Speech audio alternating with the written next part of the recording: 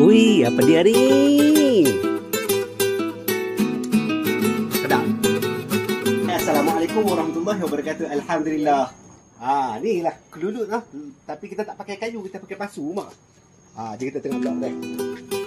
Yang sebelum ni kita pakai kayu. Oh, jenuh tampai dah nampak tu.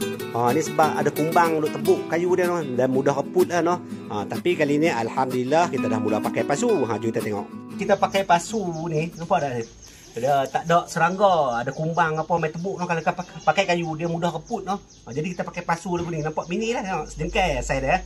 Betul atas ni sam dia, nampak? Ni kelulut jenis itama no. Nampak ni corang dia nampak ada kelap. Kita tengok atas.